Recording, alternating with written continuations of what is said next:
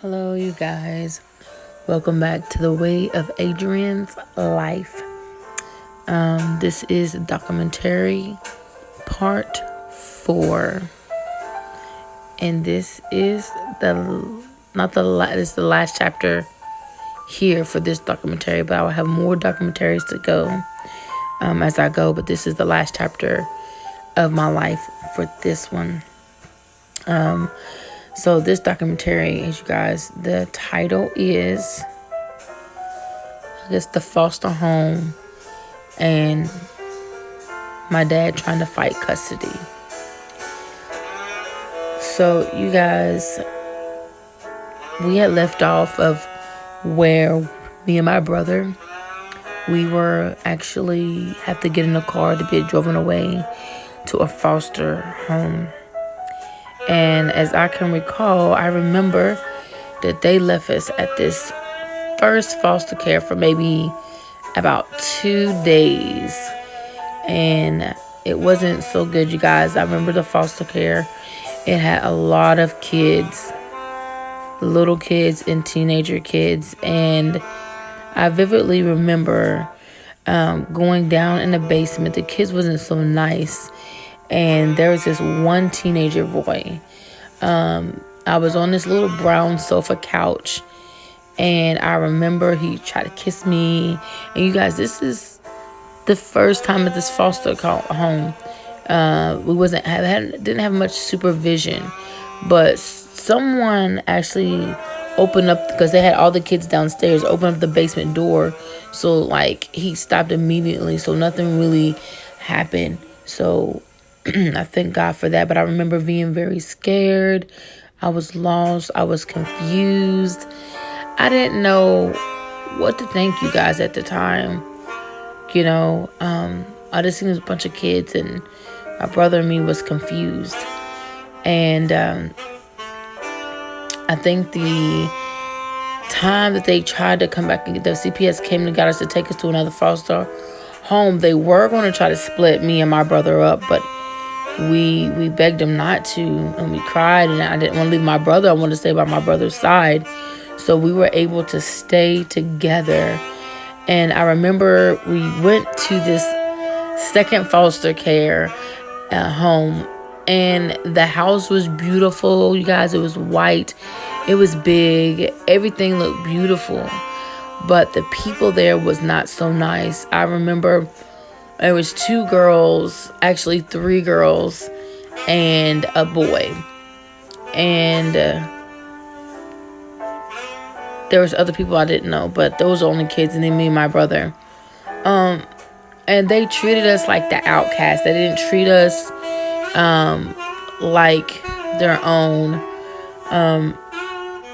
I can remember that there was some days that they would put us in a corner, and we wasn't able to eat, and we had to watch them eat. So I vividly remember the little boy. He used to pick with my brother all the time, you guys.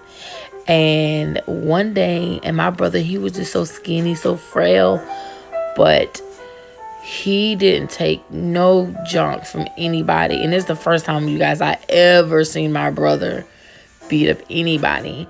So the little boy kept picking one up, and I remember there was a pool in the back. And so my brother, I guess he just flipped out, you guys. He was young at the time, and he chased that boy around the pool, and he jumped on him. And I mean, he beat him the crap out of him. I'm just gonna say that. And they had to get him off of him. And I don't think that little boy messed with him ever again. And there's this little girl, I think she was 13, and there was another girl named, she was 7, close to my age, because I think around this time I was 6, you guys. 6 and a half around this time. And there was another little girl, but I don't know how old she was. She could have been like 4. Something was wrong with her eyes, because I remember her sleeping and her eyes would be wide open, and it freaked me out. I've never seen anyone sleep with their eyes open, but finally she had surgery, and she was able to sleep with her eyes closed. But those girls were so mean to me. The 7-year-old, who was kind of my age, You guys, I remember they used to say the awfulest things to me. And one day I just got fed up and I turned around and I smacked the heck out that little girl. And she started crying. And I remember the 13-year-old held my hands back, let the little girl smack me in my face, punch me in my stomach, and even the little girl did. But other than that, those are different things I can remember vividly about that foster home.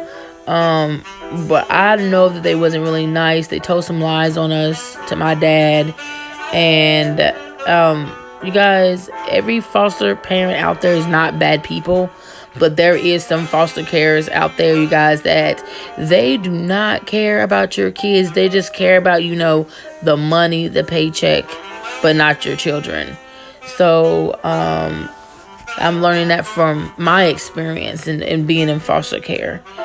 So that's a little bit that I remember. And I remember vividly around Christmas time that we got to do some visits with my mom, and my dad came to get me and my brother.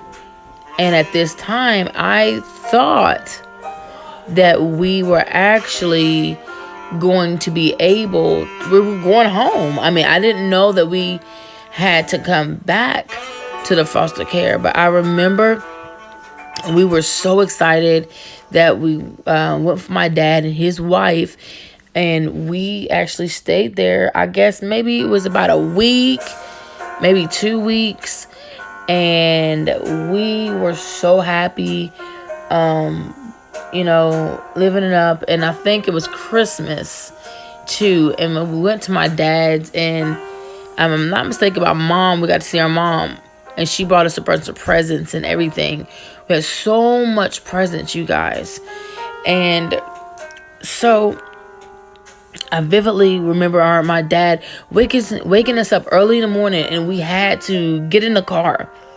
Now that I know, my dad, he wasn't going to take us back to the foster home. He was going to keep us. But if he would have kept us, he would have lost custody, would have lost the fighting custody of getting us back. So he went ahead and he took us back to Canton, Ohio. And I remember a car sitting there. I was like, Dad, where are we going? Where are we going? And he wouldn't really tell us. But as we were doing that traveling, I remember this song that we used to love to sing, you guys. Me, my brother, and my dad. It's called Peanut Butter. Don't fill me up. Don't fill me up. Don't fill me up, but peanut butter jelly do. You guys, that was our favorite song, when we got in the car. But it was so sad, you guys, when we finally got there. Then my dad told us that we had to go back. And I remember crying and saying, why? You guys, I really hated to go back. And, but we had to go back, and we took some of our toys and everything. And we stayed there quite a bit longer. And I remember asking the foster, when is my dad coming? When is he coming back to get us? You guys, it was just the worst experience ever. But to cut that short, my dad was able to get custody of us. And I remember as we were getting off the hill, like getting off the bus, you guys, from school, I remember that our dad, I forgot what kind of car it was, but he was like kind of somewhere in a slanted hill waiting for us. And we were so happy. We was like, yeah, we were so excited. And so we was able to leave at the foster home, and finally our dad got custody of us, and we got to live with our dad. You guys, it was so excited.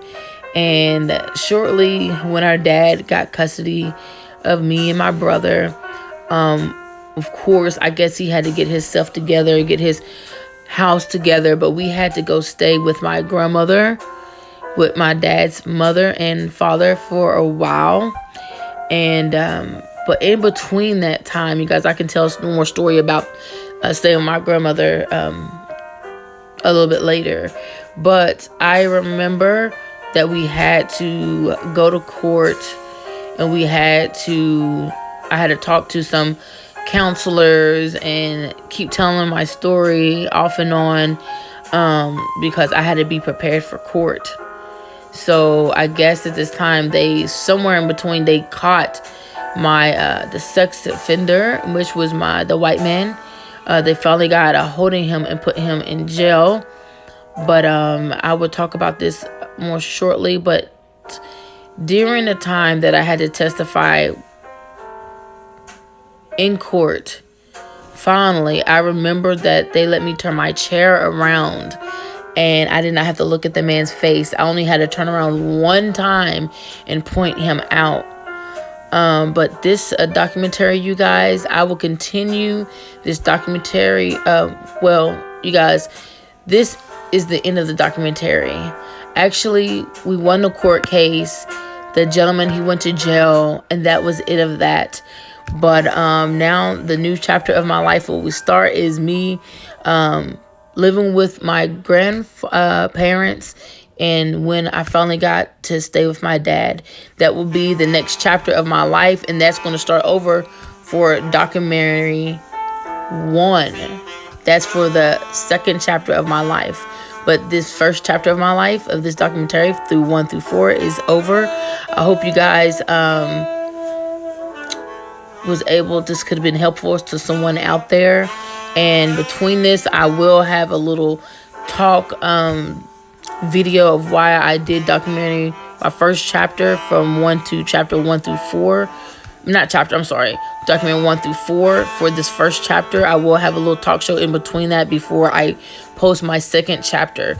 And my second documentary, which will be 1 through something. I don't know how long that one will be, you guys. But until then, be you, be true, and peace. Love you guys.